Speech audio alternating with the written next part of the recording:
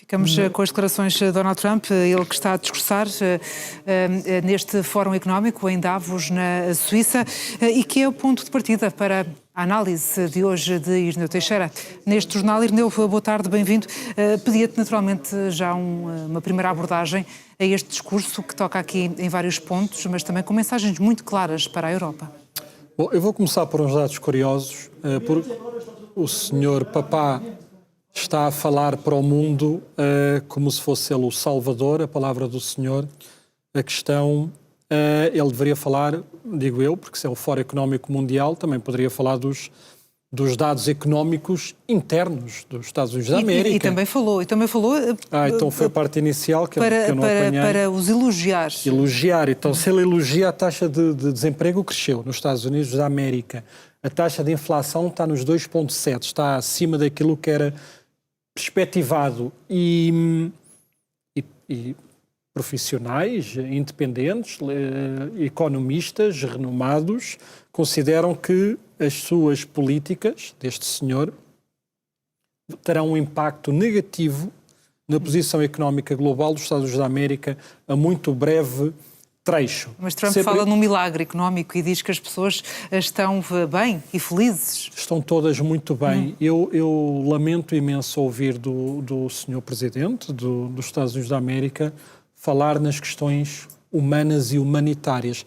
Pode falar de dados económicos, pode tentar vender o seu produto e que tenta fazê-lo desta forma muito assertiva, mas também de forma agressiva, demasiado agressiva, tendo em conta a minha sensibilidade europeia. A verdade dos factos é que, por mais que ele queira, e estamos a ouvir agora a questão da Ucrânia, já podemos varrer e passar um pouco todos estes temas mais sensíveis, parece-me que em termos de facto e em termos finais, a questão humanitária, é completamente deficiente, é completamente maltratada por este senhor, começando na Venezuela, não tem interesse nenhum pelo futuro do povo, tem interesse sim em fazer as suas negociatas com este regime transitório ou não, o regime que se manteve com as mesmas pessoas que já eram subordinadas do regime Maduro. Mas agora, aparentemente, colaborante com os Estados Unidos, também sem grande alternativa. Exatamente, colaborante, porque são pressionados a isso. Gosto muito de ouvir, não gosto, claro, que é uma metáfora, de falar do povo da Groenlândia, pela qual não tenho o mínimo de consideração, a mínimo. Ainda que diga que respeita não só o povo da Groenlândia, como também da Dinamarca, em geral. Sim. O respeito tremendo. E também tem um respeito tremendo pelos ucranianos, como nós sabemos, pelos iranianos que iam seu auxílio e a ajudar, como dos curdos que vamos falar daqui a pouco também. Portanto, os bons aliados e os aliados que os Estados Unidos da América tiveram são substituídos por interesses económicos, porque de facto é isso que mais... É nesse contexto que Donald Trump diz a determinada altura que os Estados Unidos precisam de aliados mais fortes. É aqui a definir de uma vez por todas e a marcar esse fosso já visível para todos entre os aliados europeus e os Estados Unidos? Desculpa depois corrigir o que ele disse. Sim. Eu não sei se o mais forte significa subserviente. O que me parece são mais yes men. Temos a extrema-direita na Europa, mais ou menos alinhada com estas pretensões também imperialistas. Por alguma razão, boa parte da extrema-direita e grande parte, ou a maioria da extrema-esquerda, simpatiza com ditaduras, simpatiza com o putinismo e, por arresto, pelo menos a extrema-direita europeia, também faz vassalagem. Basta ver quem está na liderança de alguns países europeus. Falamos, obviamente, da Hungria, falamos, obviamente, da Eslováquia, infelizmente agora também da Chequia, porque tem um presidente também ali com uns apetites ditatoriais que muito lamento. Ficam repto aos portugueses também. Cuidado com o rumo que querem para os nossos futuros, porque sair de uma extrema e ir para outra não muda nada, só piora. Estes alertas são sempre importantes. Eu não vou analisando algumas das declarações mais fortes que teve, sempre como tendo como alvo preferencial quem? A Europa, o seu aliado de sempre, o aliado da NATO, aqueles que estiveram sempre ao lado dos Estados Unidos da América. Pelo menos até aqui, antes do último ano, quando Donald Trump regressou à Casa Branca. O artigo 5º só foi acionado por uma única vez e foi em auxílio dos Estados Unidos da América. É quando do ataque às Torres Gêmeas, creio que, falha a memória, 2001. E foi nessa altura que todos os seus aliados se mostraram disponíveis. Dar aqui só que porque o Sr. Trump diz o que quer, faz-me lembrar muitos outros ditadores. Acabou de dizer neste instante que vai comprar a Groenlândia, que a Groenlândia é território norte-americano, é parte da América do Norte. Garante, contudo, que não vai usar a força militar, portanto, retirando aquela ameaça que já tinha veiculado por várias vezes em dias anteriores. O princípio é muito grave. É mesmo muito. É abrir um precedente gravíssimo. Já basta aquilo que a Federação Russa vem fazendo, que a China foi fazendo, sobretudo no Tibete. Nunca se fala no Tibete. O Tibete era uma região autónoma, não tem nada a ver com a China. Só que fazer uma inflexão nisto parece-me, nos tempos que correm, cada vez mais difícil. O que o Sr. Trump quer fazer, ele alega aqui questões históricas. De facto, tem muitas parecenças com Vladimir Putin nos seus discursos imperialistas e para a população depois aplaudir e comer estas informações como se fossem verdade. Há aqui algum fundo de veracidade, mas depois é manipulado. Os dados históricos são manipulados.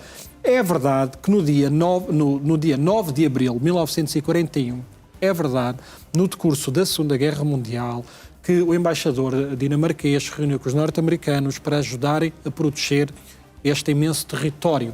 É um território que fica num lugar estratégico, tem minerais críticos, tinha na altura a única mina que tinha um determinado minério, que era a produção do alumínio. O alumínio era fundamental para a questão da defesa, para o fabrico de aeronaves, por exemplo. À época, é claro que esconde riquezas incalculáveis a Groenlândia, mas a Groenlândia, primeiro, é da população e, segundo, pertence ao reino da Dinamarca, ponto final. Segundo, também é uma verdade que em 1946, quando termina a guerra, depois da guerra, os Estados Unidos da América abordaram a Dinamarca e propuseram uma compra de 100 milhões. À época, 100 milhões. E a Dinamarca, pessoas de bem que são, isto não se vende o nosso património, não se vende a nossa alma, não se vende as nossas terras sagradas, terras históricas. Disseram que não estamos interessados. Ponto final, porque os Estados Unidos da América vão tendo... A Federação Russa é pela força, invade, conquista, anexa e agora é nosso. Os Estados Unidos da América, atendendo ao passado recente, foi comprando territórios com acordos. Fez isso com os mexicanos, claro que sempre numa posição de força. Fizeram-no também, quase à má fé, com os russos, com a Catarina Grande, compraram o Alasca também ali numas negociatas, porque também achavam que aquele território não era completamente inóspito e era gastar dinheiro. Inclusive foi criticado pelos norte-americanos, pois sabendo a riqueza que guarda, sobretudo no nível do petróleo. E a partir de 51, que às vezes é importante falar isto da Groenlândia, há acordos. Os Estados Unidos da América, uma vez mais, fizeram um acordo, uma parceria militar, estratégica, com a Dinamarca, muito bem, como nós fizemos com a base das lajes, a mesma coisa. Portanto, isto para dizer, fizeram uma parceria militar e ela está em vigor. E tudo faz parte de uma grande união entre estes povos que temos-los como os ocidentais, os de progresso, os de liberdade, os nossos princípios estão bem vincados, temos que lutar por eles. E estamos a ser confrontados, estamos a dizer no plural, porque sinto como se fosse dinamarquês também. E um repúdio total. É um repúdio total e mesmo a postura, esta postura de sobranceria... na pele dos outros, podia ser connosco? Isto aqui era um efeito dominó. Hoje é a Groenlândia, eu venho dizendo isto dos outros. Hoje são os iranianos, amanhã somos nós. São os ucranianos, amanhã somos nós. Hoje são os dinamarqueses, amanhã somos nós. Portugal, o nosso arquipélago maravilhoso, que é maravilhoso de facto, dos Açores, não tem preço. Em primeira análise, conversar com os açorianos. Eles é que sabem as agruras da insularidade. E eles é que lutam e eles é que gastam o sangue e o suor para manter e habitável aquele arquipélago que sabemos fica distante. Mas também fica entre a Europa e os Estados Unidos da América. Eles perceberem, vão ali ao mapa e dizem isto em termos estratégicos é essencial. Nem que seja para as suas aeronaves terem o abastecimento, terem o repouso, nas longas jornadas até ao Médio Oriente, por exemplo. Portanto, no contexto internacional, é uma realidade. Os Açores têm uma posição privilegiada, além de ser um paraíso na Terra, ponto final. Aquele arquipélago é um paraíso. E eles bem sabem, bem tem que ser protegido. É património nacional. Não tem preço. A dignidade não tem preço. Podiam dar tudo e mais um alcaide, que nem os Açores nem a Groenlândia estão à venda. Mas este posicionamento do Donald Trump, e sabendo que, arrastando a asa, por alguma razão, ele pergunta ali à audiência onde é que está Mark Rutte, se está ali nos presentes. Está, sim senhor, e Mark Rutte deu uma entrevista recente. Claro que Mark Rutte tem que ter ali uma determinada sensibilidade, que é esta união, que é importante para os europeus, é importante neste sentido. Os europeus têm mais habitantes que os Estados Unidos da América. Têm um PIB assinalável. Mas falta-nos a nossa questão fundamental. É aquilo que todos pedem. Pedem as populações segurança. Pedem os portugueses, pedem os iranianos, pedem os ucranianos. Nós queremos segurança ao nível internacional, num contexto global.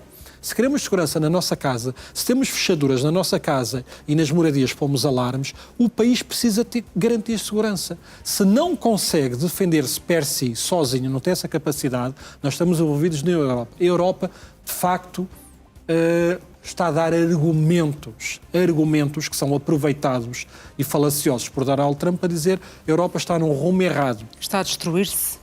E que já está irreconhecível. Eu também sou muito pragmático. Tenho os meus princípios, eu sei do que é que ele está a falar. E são sempre aqueles temas que é muito sensíveis, quase nos dizem, não podemos falar disso. Sobre o fluxo migratório, sim. Fluxo migratório, sim. É claro que sim. É claro que esta Europa, em muitos lugares da Europa, vão à Europa. Não falem dos sofás e atrás dos teclados. Há muita Europa que está completamente descaracterizada. E falamos, claro que sim, dos movimentos islâmicos. Qual é a dúvida? É só ver novamente, houve o final da Taça das Nações Africanas e perceber o que é que aconteceu outra vez nos festejos em França. E é isto reiteradamente e de forma progressiva. E está-se a perder o controlo. Uma vez mais, vou dizer isto aqui, às vezes for preciso, nada me move contra outras religiões, longe disso, muçulmanos, tibetanos, hindus, é-me completamente indiferente. O que já não é quererem transformar o nosso modo de vida no terceiro mundista, de onde a maior parte deles vem. Isso é que não, nem nos influenciar. Isso é que não. Agora, todos são bem-vindos, desde que